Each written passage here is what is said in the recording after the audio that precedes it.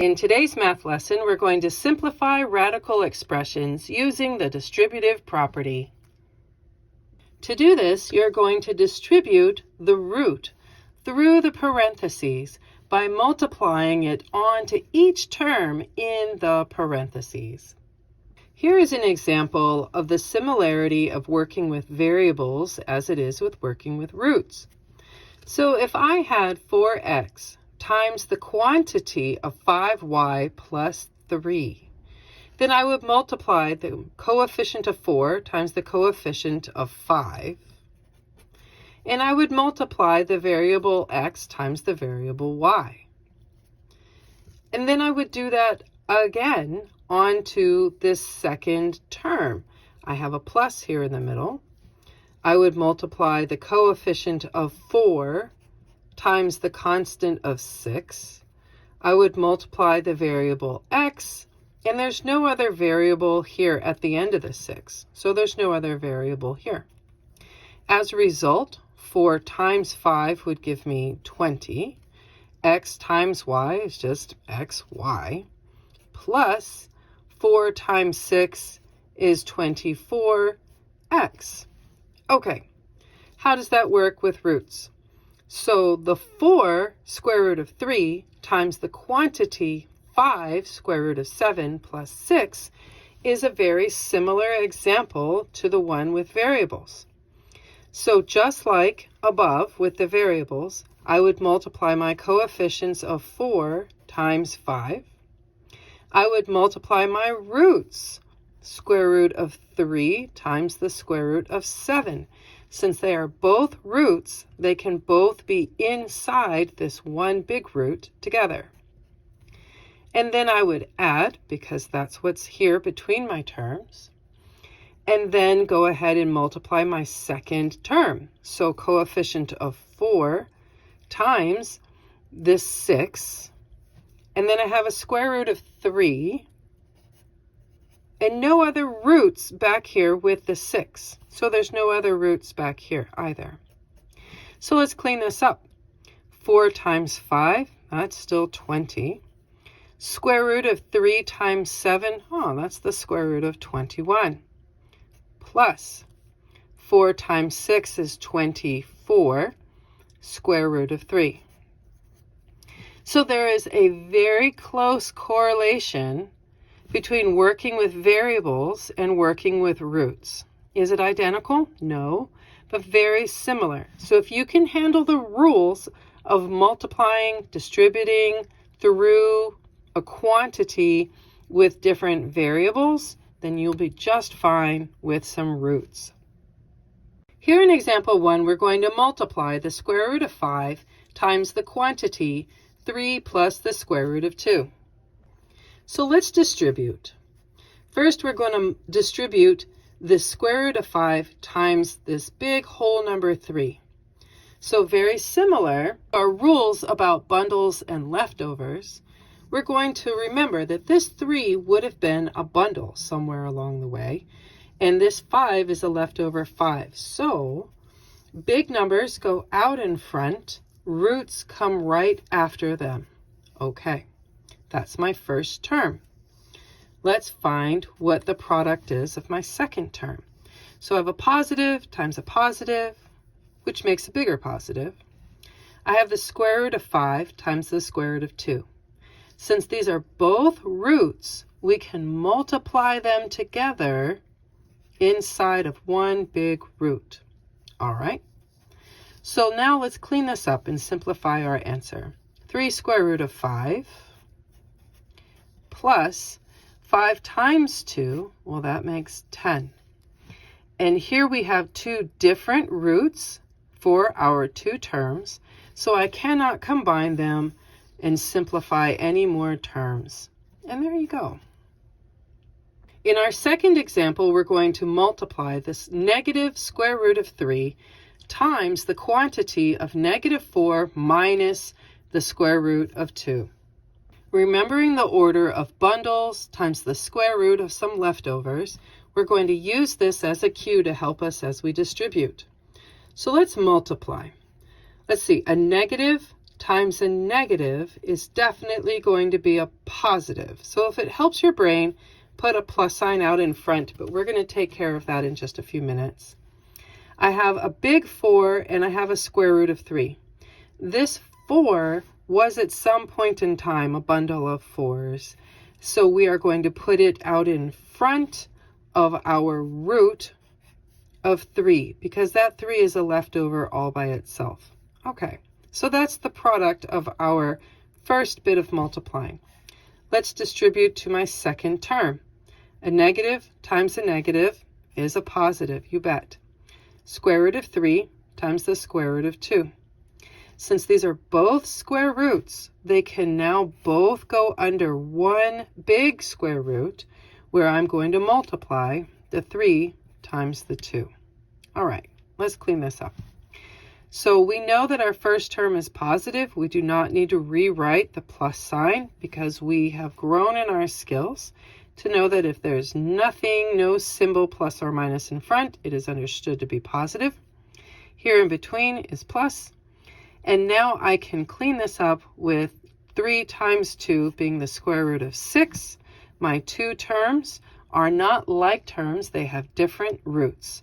Therefore, I have simplified this. I have taken it as far as I can. And there you go. In example 3, we're going to multiply and write our answer in the simplest form of negative square root of 5 times the quantity of negative 10 plus the square root of 5. Remembering our framework of bundles times the square root of leftovers, let's see how that plays out here. So, negative square root of 5, multiplying to a negative 10. So a negative times a negative, that is definitely a positive. Our number that does not have a root always has to go in front of a number that does have a root. So this will be positive 10 square root of 5. Okay. Let's multiply to our second term in the parentheses. A negative times a positive is a negative. Square root of 5 times the square root of 5. Well, this is interesting. So they both have roots, so I can multiply those two 5s together underneath one big root. All right, let's see where this takes us. So we know that this plus sign is not needed to be written down. So I have a positive 10 square root of 5. We don't need to show that. I have a minus, but check this out. So we now have 2 of the same number inside of my root. We have created a bundle. So since I have 2 of the same number in there, it is a bundle. I need to follow my bundle leftover rules. And that tells us that since I have this bundle and no leftovers at all, then I can drop the root and I just use the representative of the bundles. As a result, my final simplified answer will be 10 times the square root of 5 minus 5. And there you go. In our fourth example, we will multiply and write our answer in the most simplified form of the square root of 3 times the quantity of negative 2 plus the square root of 12. In this example, we're going to continue our distribution as we multiply the square root of 3 times a negative 2. So, remembering our framework of bundles, square root, leftovers, okay, that means that I'm going to put this negative 2, positive times a negative is a negative, this negative 2 in front of my square root of 3 as I work through the first part of my multiplication. And now I'm going to look at my second term. So I have a positive times a positive, that's positive. Square root of 3 times the square root of 12. Since they are both inside roots, let's see what they create. Well, 3 is prime, sure, but 12 is definitely not.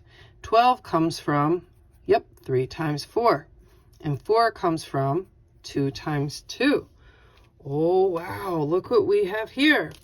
So now I have a bundle of 3s and I have a bundle of 2s with no leftovers at all from this second term. So how does this clean up? How does this play out? My first term is still negative 2 square root of 3. Great. My second term, since I have no bundles at all, I lied. I have no leftovers at all. That means I have a bundle of 3s times my bundle of 2s. Wow, that's interesting and unexpected. So let's finalize this. Negative 2 square root of 3 plus 3 times 2, which is 6. And that is my most simplified answer. And there you go. For our fifth and final example, we're going to multiply and write our answer in the most simplified form, where I have the square root of 5 times the quantity of 4 plus 3 times the square root of 50. Let's see where this goes. So let's multiply our square root of 5 times the 4, and that is going to give us 4 square root of 5. Okay, positive times a positive is a positive. Now I have a 3 out in front of this root. So I don't have a number in front showing, I don't have a coefficient showing in front of my 5. You could understand that to be a 1. Sure, no problem there at all. So big 1 times big 3, well, that's just 3. And then square root of 5 times the square root of 50, those are both inside of roots. So we multiply 5 times 50. Okay, so my 4 square root of 5, it's going to stay. But now I have 5 times 50, and 50 is a composite. So let's see where it comes from. 50 comes from 5 times 10. 10 comes from 5 times 2. So that tells us that I have a bundle of 5s, great, but I have a leftover 5 and a leftover 2. As a result, that means that I have my original term of 4 square root of 5 plus my coefficient of a 3 that's already sitting out in front, waiting to be used. But now I also have this bundle of 5s times a leftover 5 and a leftover 2. Let's finish this up. So I have 4 square root of 5 at the front plus this 3 times 5 in front of the root, which creates a 15. And then inside of the root, I have another little bit of multiplication, 5 and 2, which makes 10. So my final simplified answer ends up being 4 square root of 5 plus 15 square root of 10. And there you go.